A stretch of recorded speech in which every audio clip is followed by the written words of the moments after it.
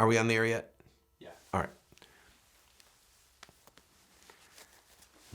As a show of solidarity with our new president and our new vice president, and in my desire to see unity finally come to this country, I'm going to wear my mask when I broadcast to protect you with social distancing so that we can all be in this together.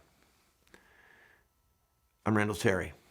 This is voice of this stupid thing off my face. Resistance.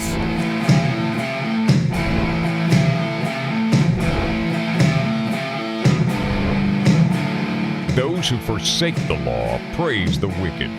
Those who uphold the law resist them. Welcome to the Voice of Resistance. Welcome to the program, friend. Forgive my gallows humor. I think we're going to have plenty of opportunity for gallows dark humor over the next 4 years. Listen, we're going to have to laugh once in a while because there's going to be a great number of tears shed. I was in Washington, D.C. yesterday for the inauguration. In today's program, I'm going to show you a whole bunch of that footage, including interviews that I did with press from around the world, and then we will comment about what is about to come upon us. I hope and pray that you will stay with me for this entire episode. You'll be able to see some things and hear some things here that you're not hearing in most media outlets in the country. So I begin with us stepping out into the streets of Washington, D.C. at about 9 in the morning. Well, friend, as you can see, very few people on our nation's capital streets on the morning of the inauguration of Joe Biden as our 46th president. I've been coming to inaugurations since 1992. I've never seen anything like this. In some parts of town, there are more police and military vehicles on the street than there are American civilians. This is going to be the beginning of a very dark time for a lot of people. Don't let anyone kid you. Don't let anyone kid you. I've been watching television and there are people saying, oh, it's Christmas morning in the American democracy. Yeah, if you want to open up your Christmas gifts and find things that are repugnant, that crush freedom, that are an offense to Almighty God, that are an attack on righteousness. Yeah, it's Christmas morning. Lumps of coal for all the bad Republicans who voted for Trump and all the bad Christians who want righteousness in America. This is the site. We're about a mile away from the Capitol. Armed military. This is how far back the press are being kept. Got media here from all over the world. And sadly, tragically, the excitement with a lot of people is palpable. The excitement that President Trump is gone, the excitement that a Joe Biden presidency is coming. I just did an interview with a Chilean TV station, and one of the things that President Trump said over and over was, we will put America first. And that, of course, would be the duty of any political leader, to put his country first. You can see motorcades coming by incessantly. We don't know if it's Mitch McConnell. We don't know if it's House Minority Leader. We don't know if it's Nancy Pelosi.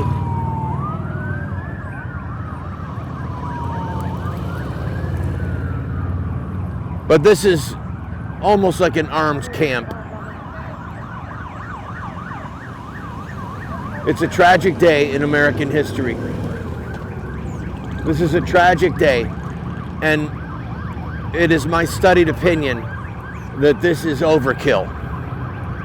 They want to show force.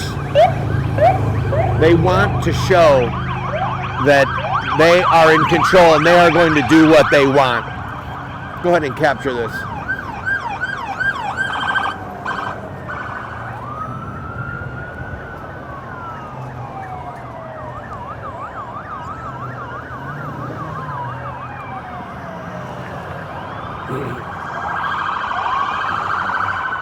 You just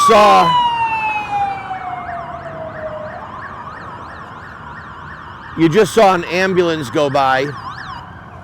The ambulance would indicate that it would either be Biden, Kamala Harris, or Nancy Pelosi. In case, God forbid, there was any attempt of violence, they would have an ambulance nearby. I've been coming to Inauguration since 1992. When President Clinton took his first oath of office, there were a group of us protesting outside of the church that he attended. And we had people literally face to face with Bill Clinton and face to face with Hillary Clinton. There was Secret Service everywhere. But you could speak to them and they would hear you. It's not the same country anymore. President Trump, as of right now, is in the air. He's flying to Florida with his family on Air Force One. He should get there about 11:30 in the morning. And shortly after that, there will be a swearing in of Joe Biden as the next president of the United States. I'm going to try and get a little bit closer to the Capitol, see what we can see up there. We'll be right back. All right, that's the beginning of it. I still cannot get over the sick feeling and the rage that I felt seeing our nation's capital filled with military. God save us is all I can say. And there will be recriminations. There's a lot to talk about, not just on today's program, but on the programs to come. Because there are recriminations. There are reasons why we are at the place that we are at. And I promise you, I will go into those areas in depth and hopefully challenge you to be a part of the solution. Please don't go away. When we come back, I'll do a segment as close as I could get to the Capitol. Be right back.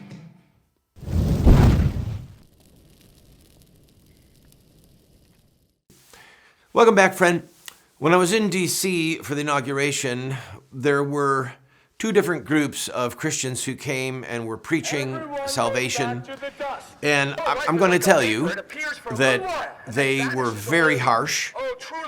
And the words that I heard from Tony Campolo years ago struck me. He said, Jesus was so holy, and yet the whores and the tax collectors invited him to their parties. Think about that.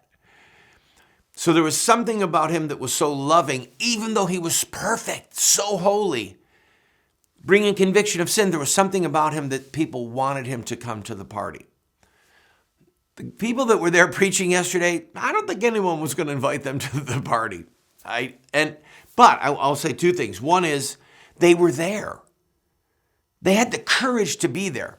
If I could just somehow surgically remove that courage and utilize it in a way that had a better presentation of the message and was more focused on solution, I would be so thrilled, because most Christians didn't come.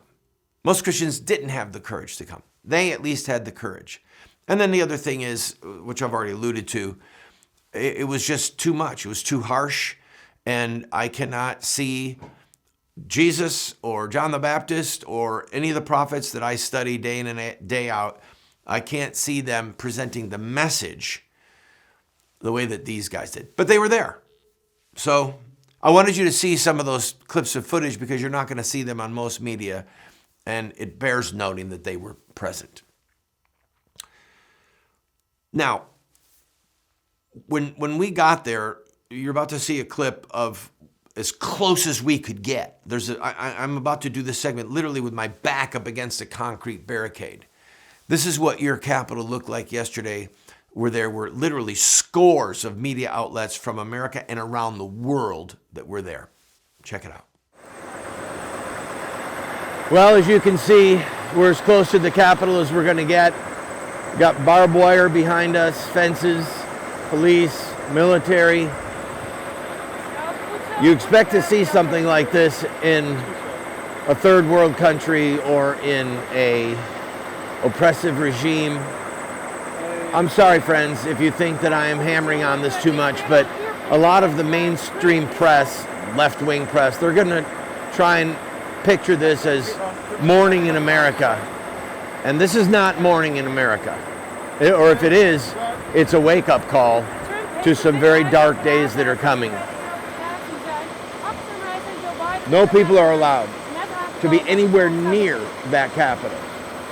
Now, they have the ability to have people walk through metal detectors, etc., but they have chosen this show of force. And the reason that they're doing it is because they want Americans to believe that President Trump and Trump supporters need to be reprogrammed. You might have heard that in the news in recent days, that all of the 74 million people that voted for President Trump are somehow a threat to American liberty, somehow a threat to the agenda of freedom. This is a part of that. That somehow nobody should be allowed to see this, and that we're all supposed to be just okay with this. And so here we are, herded off to the side like a bunch of cattle with cameras. I'm here with Alan, who is from Tampa, Florida. You had an interesting morning. Very interesting, yeah. I wanted to see Mr. Trump's helicopter go up for the last time, and, you know, I'm pretty sad about that. I mean, you know. What do you think about this show of force here? Why do you think they're doing it? It's laughable, because I think it's just one more thing to make Mr. Trump look bad and the supporters, and it's the biggest show of force. It's the biggest waste of resources that I think we'll ever see the rest of our life. It's unbelievable. I would be happy if this was as bad as it got. I mean, I think that Biden and Kamala, they're going to come after us in ways that we haven't even figured out yet. Well, you know, I'm going to be more optimistic than that. I hope not. I don't know about that, but when you have thousands and thousands of police everywhere you can look, in vans and cars and standing and guns and armed military and block after block after block, blockaded with trucks and everything else. It is crazy. It looked like a movie. It could only be in a movie. Yeah. Appreciate your time.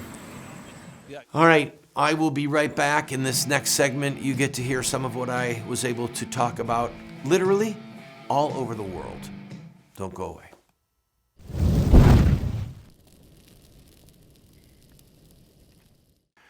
I had the privilege yesterday, as I have had for decades, of speaking to people around the world.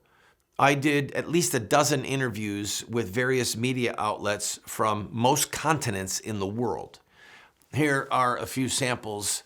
And because we were one of the few Trump supporters there, I promise you, most of these clips were literally aired in Ukraine, Chile, Spain, Japan, Brazil, and other countries as well. Here's a sample. I wish that President Trump was reelected. The presidency is about policy. It's not about personality. Joe Biden might have a nicer personality to sit down and have coffee with, but the policies of President Trump versus the policies of Joe Biden are what matter for our country. And I think that Joe Biden's presidency is going to be a very dark season for American freedom, for Christianity, for our national security, for unborn babies, for marriage, human sexuality. Joe Biden has a lot of very bad people around him. What do you think about Kamala Harris? The what? What do you think about Kamala Harris? Kamala Harris, you mean our next president? No, the vice president. What do you think about her? No. Huh? No. Kamala Harris, in my opinion, will finish Joe Biden's first term. She is going to be the president, and she is even more frightening than Joe Biden with her agenda. I don't trust her. I think that she has shown great cruelty to African Americans over drug arrests in California. I think that she is going to be a force for the things that America does not stand for. She wants a new America, and she frightens me.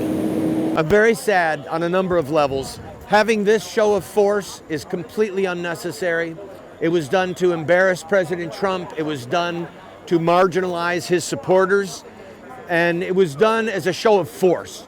We're in charge now, and we're going to tell you the terms of free speech, of what an election looks like. I think it's horrible. Do you think this is going to divide our country even more? We are a more divided country than we have ever been. And President Biden saying, oh, I want to bring unity, it's a lie. The only way he can bring unity is if we surrender what we believe is true. We want babies in the womb protected. We want our Second Amendment protected. We want energy independence. We want our southern border protected. And he wants none of that.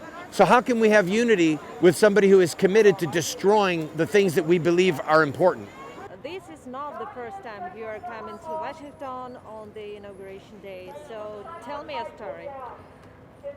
We were here in 1992 when President Clinton was inaugurated, and we were able literally to go in the same church that he was in and be as close to I am to you talking to Hillary. This is something you would see in a dictatorship or in a third world country, this show of force. This is not what America looks like. We don't have armed soldiers in our streets normally. This is a tragedy. You should be able to be up there. So for you, the inauguration of Joe Biden is a kind of tragedy? The inauguration of Joe Biden breaks my heart, makes me feel sick. And this makes me feel sick. All of these police and military. This is not what a free country looks like. And they're doing this in part to embarrass President Trump and to also embarrass his supporters so that it looks like we're bad people or that we're not to be trusted. And it's also a show of strength. Biden is in charge, and you better not do anything or say anything that upsets him. They want to make it seem like it's a new dawn in America, but really this is the beginning of a tragedy. America will not be the same because of this man being president. You're talking about the tragedy. What kind of tragedy? President Biden, having just been sworn in, he will be beholden to China. He is not going to keep America energy independent. He is not going to protect our southern border. And when he grants amnesty to 11 million illegal immigrants, most of them are going to register as Democrats. And the goal of Biden in that is so that Texas and Arizona and Florida and Colorado are permanently Democrat states because of the high concentration of Hispanic voters. And at that point, if the Republicans lose the Senate for good and lose the House of Representatives for good, there will be no path for the Republicans to get the White House.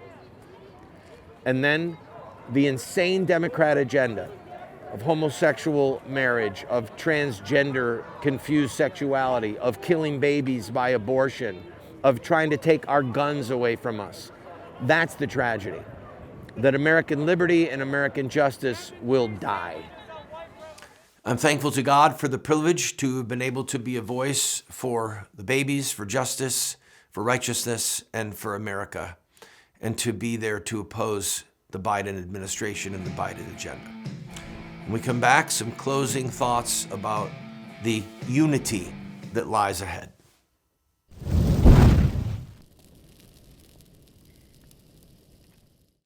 Welcome back, friend. We are very pressed for time. If you have not heard some of the executive orders that President Biden signed yesterday, you need to look at them. But they included stuff like lifting the travel ban from nations with a known source of terrorists coming to our country, an executive order stopping the building of the southern wall, an executive order revoking permits for the Keystone Pipeline. Now think with me about this. And he also introduced legislation for a pathway to citizenship for 11 million illegal immigrants. Now why? He says he wants unity. But does he really? How does not having the Keystone Pipeline help the average American? In other words, if we have full energy independence, we don't have to buy oil from Middle Eastern countries that sponsor terrorism. And whatever happens in the world, we know that we can fuel our homes, our businesses, and our cars. How does it help us to get rid of the Keystone Pipeline? How does it help the average American, especially those living on the southern border? How does it help them to not have a wall that protects us from illegal immigration?